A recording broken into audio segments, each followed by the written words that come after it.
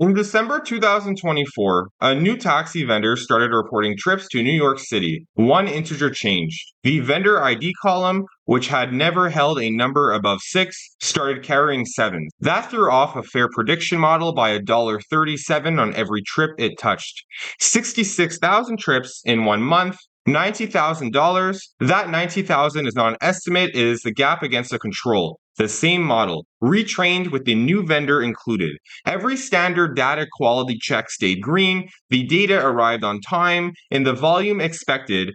4 monitor alerts did eventually fire. 2 are false alarms from June and September 2024, months before the defect existed. The 2 real ones first move in December 2024, the same month the defect lands by 255 rows out of 3.5 million.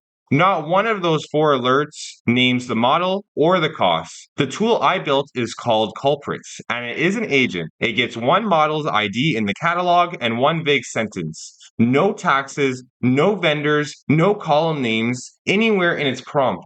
On its own, it works out which column splits the data into the groups the model treats differently. It finds that column in the list of input features DataHub has recorded for the model, then it confirms that column by walking lineage column by column back to the raw table it came from.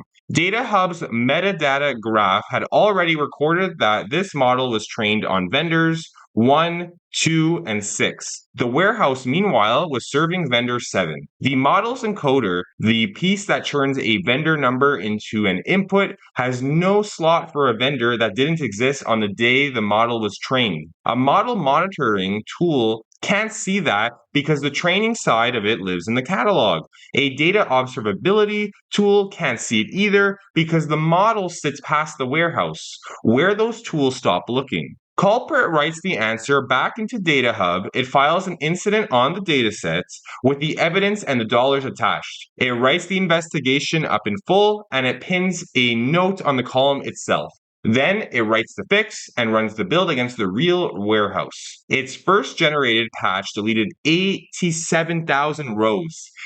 A gate caught it. Culprit saw the row count drop and refused to open the pull request. The patch is finally opened, adds a catch-all bucket, so the model won't break again. 19.3 million real New York City taxi trip records and a defect nobody planted. That is Culprit, a stack trace for model decay.